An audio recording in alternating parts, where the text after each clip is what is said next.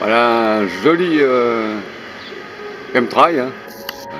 Des jolis carrés ils nous font, voilà, c'est sympa, ils s'amusent bien, hein. Regardez des carrés, hein. Bien dessinés, hein, franchement. Ah, ça ressemble à un dièse, hein.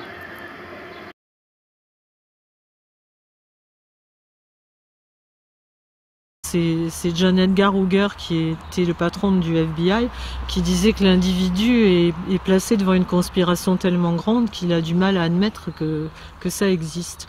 En fait, moi j'ai été élevée à la campagne, donc je regarde souvent le ciel, contrairement à beaucoup de gens maintenant qui regardent leur iPhone et leur tablette et le match de foot à la télé. Moi, j'ai été élevée à regarder les étoiles, ce qui se passait là-haut, quoi. Et donc, ça fait un bon moment que je me disais que ce qui se passait était pas normal, que ce qu'on voyait dans le ciel, c'était pas le ciel d'avant, qu'il n'y a plus d'orages comme on les connaissait avant, où on comptait entre le tonnerre et l'éclair pour savoir si l'orage se rapprochait ou si l'orage s'éloignait. Ça n'existe plus. En tout cas, dans la région parisienne, on a de temps en temps 2 coups de tonnerre, mais jamais des orages vraiment. Et donc je me posais beaucoup de questions, et je suis tombée un jour dans mes recherches sur un Monsanto qui avait breveté des plantes qui résistaient à l'aluminium. Donc je me suis dit que pourquoi à l'aluminium? Enfin, il n'y a pas de raison de breveter des plantes résistantes à l'aluminium, sauf si on sait qu'on est en train d'en épandre. Et donc ça corroborait ce que je voyais dans plein d'écrits, à savoir que les gens qui faisaient analyser leurs terres dans plein de pays du monde trouvaient des taux d'aluminium absolument gigantesques, c'est-à-dire 63 000 fois plus élevés dans certains endroits, soi-disant purs de la planète, que la dose normale et admise par les normes de sécurité. Et donc j'ai vraiment commencé à enquêter sérieusement, et il y a beaucoup de choses qui me sont revenues, c'est-à-dire que j'ai vécu une quinzaine d'années en Californie, j'allais souvent chez les Indiens Navajo, et eux me disaient, ils regardaient le ciel et ils me disaient « They're spraying us like cockroaches », ils nous pulvérisent comme des cafards. Et je trouvais ça bizarre à l'époque, je me disais peut-être qu'ils ont un peu trop tiré sur le calumet. Je comprenais pas, j'étais pas au courant de tout ça, quoi. Et en fait, en recherchant, je me suis rendu compte là que c'est vrai, il y a des épandages sur nos têtes constants depuis au moins 50 ou 60 ans, quand on retrouve les documents. Et donc, pour expliquer aux gens qui ne savent pas ce que c'est, on nous dit que ce sont les avions de ligne qui laissent des traces dans le ciel. Il y a effectivement certains avions de ligne qui laissent certaines traces dans le ciel, mais ça n'a rien à voir. C'est-à-dire qu'un avion de ligne normal qui laisse une trace, au fur et à mesure que le nez de l'avion avance, la trace s'enlève, enfin disparaît derrière.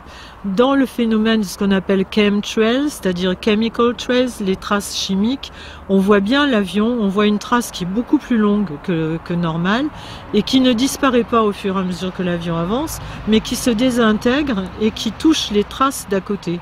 Parce qu'en fait, ce qui se passe maintenant, si vous regardez le ciel quand il fait beau, quand le ciel est bleu, au bout d'un certain temps, un jour, 2 jours, une demi-journée, le lendemain matin, vous voyez les avions arriver en escadrille, c'est-à-dire ils arrivent et ils quadrillent carrément le ciel à angle droit. Donc déjà, c'est pas normal, parce qu'on n'a jamais vu, enfin moi j'ai habité à Los Angeles justement, dans les collines où on voyait très bien l'aéroport, et les avions décollent tous dans le même sens et atterrissent tous dans le même sens. Ils se croisent pas, ils font pas du gymkhana au-dessus de nos têtes, quoi. Donc ça c'est déjà anormal. Et ces traînées dans s'agglomèrent entre elles et forment un couvercle. C'est ce qui fait qu'on ne voit plus le ciel avec les nuages qui arrivent, ce qui faisait dire à nos grands-parents « Tiens, il va y avoir orage » ou « Tiens, il va grêler » ou « Il va neiger ». Maintenant, on voit le ciel bleu, immédiatement après que les avions passent, on voit un couvercle au-dessus de nos têtes. Ça, c'est dû à des épandages chimiques. Et même s'ils disent que c'est pas vrai, c'est vrai. Il y a maintenant des preuves que non, moi quand j'étais aux États-Unis et qu'on disait mais non c'est pas vrai, ils sont fous ces Indiens, etc. Et plein d'autres endroits, Las Vegas, le Marineland, il y avait beaucoup d'endroits où les gens se plaignaient. On leur disait d'aller se faire interner parce qu'il se passait rien. En fait, si, parce qu'il y a eu des documents que j'ai retrouvés, qui sont des documents déclassifiés de l'armée américaine, qui ont été déclassifiés en 2004, à la demande de journalistes de l'AFP, et qui prouvent bien, les documents sont à la disposition des gens maintenant, et on voit bien qu'ils ont épandu au-dessus de Vegas, au-dessus de Corpus Christi, du Marineland, de plein d'autres endroits au-dessus des États-Unis. Alors ils ont épandu du barium, du strontium, de l'aluminium. Il y a même à Corpus Christi, et je ne sais plus dans quel autre endroit, ils ont épandu des bactéries pour faire des essais pour la guerre du Golfe et pour voir quel est le pourcentage de gens qui allaient développer un cancer en dessous. C'est très intéressant. Donc on se dit que, enfin moi personnellement, je me dis que s'ils nous ont menti pendant 30 ans, j'ai pas l'impression qu'ils soient devenus plus honnêtes. Donc j'ai tendance à croire que ce que je vois c'est la réalité, ce que nous voyons est la réalité et pas ce qu'on nous dit dans les médias mainstream. Les traînées de condensation ne se forment qu'à moins 40 degrés avec plus de 70% d'humidité et les avions de ligne volent obligatoirement depuis 2002 ou 2004 au-dessus de 8000 mètres d'altitude. Donc si c'était des avions de ligne, on ne les verrait pas, sauf à habiter à côté d'un aéroport et voir les avions qui décollent ou atterrissent. Donc ce sont des mensonges purs et simples, comme le fait de... Enfin, je veux dire, moi j'ai pris l'avion pendant des années de ma vie, j'ai jamais vu d'avion qui revenait à l'aéroport parce qu'ils avaient oublié quelque chose. Donc quand on en voit qui arrivent au bout de l'horizon et qui repartent dans l'autre sens et qui quadrillent, ça ne peut pas être des avions de ligne.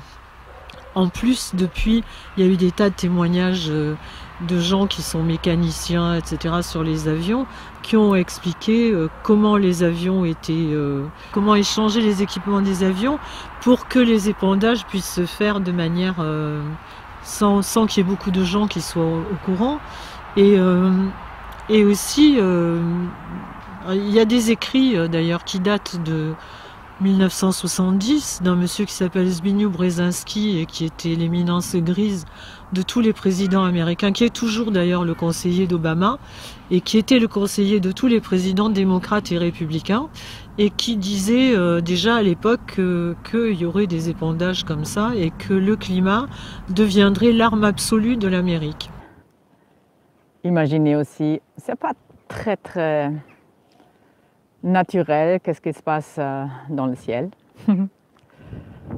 Many people confuse chemtrails with the normal jet contrails. The difference is that the normal jet contrails actually dissipate within minutes, while the heavy metals in the chemtrails cause those trails to persist for hours. And it's not a hypothetical thing. There are 32 states that already have legislation that's related to weather modification.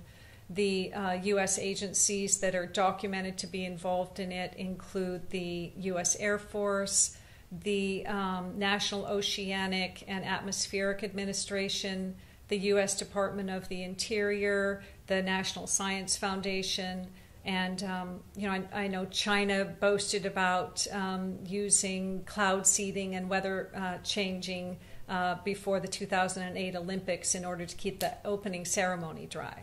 I personally don't know anybody who is informed who isn't concerned, although the range of concerns is vast. For some, it might be that they think that this is a benevolent weather modification program, like putting snow on ski slopes in a bad season, but that it's inadvertently having some negative health impacts.